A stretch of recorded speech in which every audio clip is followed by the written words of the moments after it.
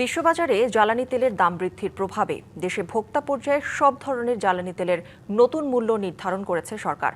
নতুন দর অনুযায়ী প্রতি লিটার ডিজেল ১১৫ টাকা, পেট্রোল ১৩৫ এবং অকটেন ১৪০ টাকা। রবিবার থেকে এই দাম কার্যকর হবে। নতুন এই সমন্বয়ে ডিজেলে লিটারে বেড়েছে ১৫ টাকা, আর পেট্রোলে প্রতি লিটারে ভোক্তাকে বাড়তি গুনতে হবে ১৯ টাকা। এছাড়া অকটেনে লিটারে বাড়ছে ২০ টাকা। এছাড়া কেরোসিনের দাম ১১২ টাকা থেকে বেড়ে হয়েছে ১৩০ টাকা। জ্বালানি তেলের এই দাম বৃদ্ধির ফলে পরিবহন খরচ, কৃষি উৎপাদন ব্যয় এবং সাধারণ ভোক্তা পর্যায়ের ব্যয়েও নতুন করে চাপ পড়বে বলে ধারণা করা হচ্ছে। বিদ্যুৎ, জ্বালানি ও খনিজ সম্পদ বিভাগ এক প্রেস বিজ্ঞপ্তিতে জানিয়েছে, আন্তর্জাতিক বাজার পরিস্থিতির সঙ্গে সামঞ্জস্য রাখতে এবং সরবরাহ ব্যবস্থাকে স্থিতিশীল রাখতেই এই মূল্য সমন্বয় করা হয়েছে। এর আগে সবশেষ চলতি বছরের ১ ফেব্রুয়ারি জ্বালানি তেলের দাম সমন্বয় করা হয়েছিল।